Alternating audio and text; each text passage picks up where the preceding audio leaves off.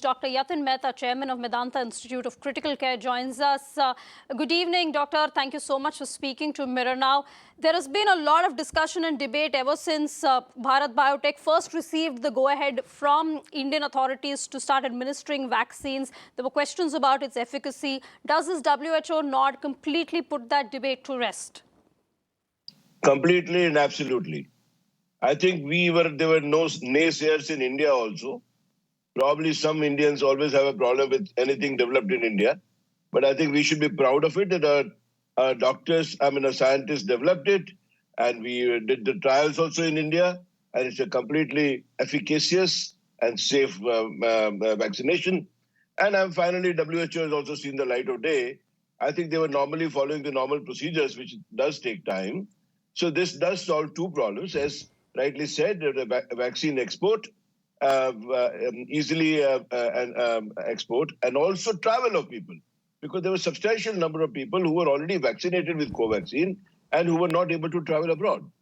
So this does make it easier. But Doctor, would it also be fair to say that it's not at all clear in that sense? Because, for instance, Covishield had received a WHO nod several months ago, but by the time European agencies and several other agencies in the US as well recognized it, travel for those people who had been administered Covishield was still not easy. So, in that sense, there is still a long way to go. No, it is, but I think it does make things much easier. I mean, because I think probably more than 50% of the patients are already of Indian population is vaccinated by Covaxin, so it does make it easier. And there is always a degree. Let me be honest. There is always a degree of skepticism, not only among a small percentage of Indians, but also among the foreign population about anything which is developed in India. So I think this puts a final stamp of approval on that. Well, Dr. Mehta, I just want your perspective on one thing, and I want to see how you interpret this. Let me just read out to you the WHO approval that has come. Part of that says this, and I'm just reading from that. Available data on vaccination of pregnant women with the vaccines are insufficient to assess vaccine safety or efficacy in pregnancy. Studies in pregnant women are planned, including a pregnancy sub-study and a pregnancy registry. So does this essentially mean that the emergency use has not been granted for pregnant women? And if so, what is that? How does that really translate on ground? No, you are absolutely right. You have interpreted it correctly. It is not approved by WHO for pregnant women because the data is not there. I mean, if you look at it, even the Covishield and all, initially it was released for people who were not pregnant. And then later on, the government said that you can give it to pregnant women. So obviously, all these things are data-driven and then to a certain degree, red tape-driven. So there must be not enough data on pregnant women. So I think they have to come out with data to be able to include pregnant women into this. So at the moment, it is not approved for pregnant women by WHO. So what happens, for instance, and I don't know if you can help us probably, or it's too premature to have this discussion, but what happens then if you're a pregnant woman who has taken Covaxin and wants to go abroad, or alternatively, what if you've been administered Covaxin in another country where you are pregnant? Aarti, it is a relevant question, but it is not that practical in the sense that if you look at it, even pregnant women in India, not many have received Covishield because it started late. So there are a very few percentage of pregnant women who would have received Covaxin. But yes, if they do have received Covaxin, then they have to undergo that quarantine normal procedure, which is applicable for people who are not vaccinated. Okay, Dr. Mehta, thank you so much. I really appreciate you taking time out and speaking to our viewers this evening. Also joining us, Dr. Shashank Joshi, who is the Maharashtra COVID Task Force member. Dr. Joshi, good evening. Thank you so much for speaking to Mirror Now. We were just having a discussion right now on the pregnancy part of it and the absence of an emergency use listing for that. But before I get to that, before we dive into that specific, what is your first reaction, your first take on Bharat Biotech getting the nod from the WHO? It's a very proud moment for Indian science and Make in India, Made in India vaccine and also for ICMR. And I think this was a long overdue procedure because they had some high quality science. They published their phase 2 data in Lancet. Phase 3 data is also very well done. So I think it was a very delayed and protracted approval. but it is better late than never. And it's a very comprehensive killed vaccine, very safe vaccine, including pregnancy, including children about 2 years. It's probably one of the most comprehensive, safe vaccines on planet Earth. And now a larger population will have access to this vaccine.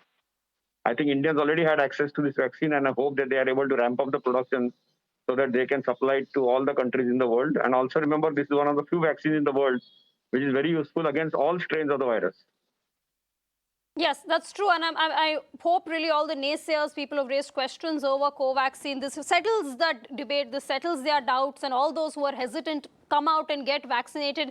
But Dr. Joshi, we're talking about pregnant women now. There is no emergency use approval for pregnant women. What does this mean in terms of, on ground, what does this mean, the absence of a WHO nod for pregnant women, for those who have probably already taken Covaxin? Pregnancy EUL is there for hardly any vaccine. And pregnancy is uncharted territory for any molecule or drug. But I think among all the vaccines available, Covaxin is one of the safest for the pregnant woman. So again, from that standpoint, from a safety standpoint, in India, we are already using it in pregnant women. I don't see any major challenge in that at all. So I think, WHO is very slow to learn. They have made a lot of mistakes in the pandemic. And I think they should look up to India rather than looking down on India. And I think India has been unfairly targeted by WHO, which is a shame.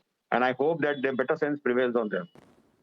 And Dr. Joshi, just finally, procedurally, what does this mean next? It obviously becomes easier for those who've taken Covaxin who want to travel abroad. Anything else? Any other added benefits for this for those who've taken Covaxin with this WHO approval?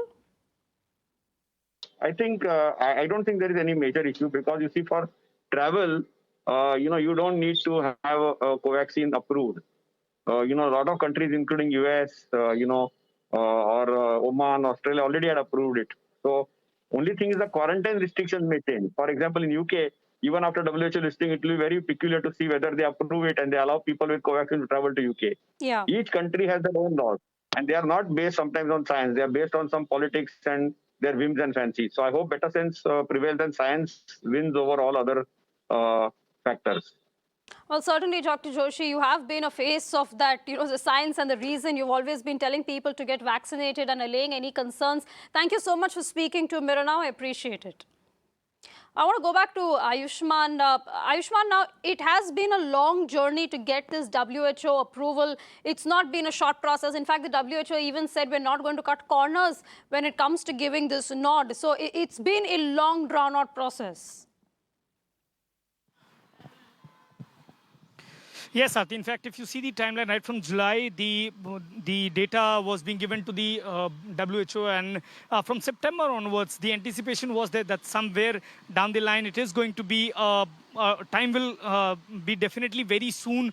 The approval will come. But if you track the journey of other vaccines, Covaxin perhaps is the only vaccine which has gone through a very elongated process of approval and the recommendation. We also posed this question to the health minister and also the health authorities as to what was that key point that was actually hindering the entire process of approval, in which we got the response that there is a regulatory process that WHO adopts for vaccination of for approval of vaccines, and that is something that they are giving the data and the approval is awaited. Bharat Biotech for N number of times submitted the data is what currently we are being told by the company officials. The timeline was that somewhere by the end of the October or till the October ends, there would be a review and final dossier submission will be there, and then the recommendation will come, and that didn't happen. And we saw the Union Health Minister speaking to Tedros, the DG of WHO, but he clearly said that the regulatory process were long enough, and that is why there was a bit of delay. But all that ends well is the story here. Here the recommendation has come, not in October as it was anticipated. It is in November, Arti, where the WHO has given the emergency use listing to Covaxin, but with a caveat that it can't be given the EUL to the pregnant women. And this is something which in India is being allowed, but it is for the time being. The data will be submitted, and of course it will in the near future that will also be allowed, is what currently we are being told. But for now, the big news is that the indigenous vaccine of COVID, which started the vaccine was somewhere made in India, it is being produced in India, and now it has been given the emergency use listing by the WHO, which paves the way for export to other countries. Okay, Ayushman, thank you so much for bringing us all those updates, the information that if anyone is joining us this evening, the WHO has granted the emergency use listing or a nod to Covaxin.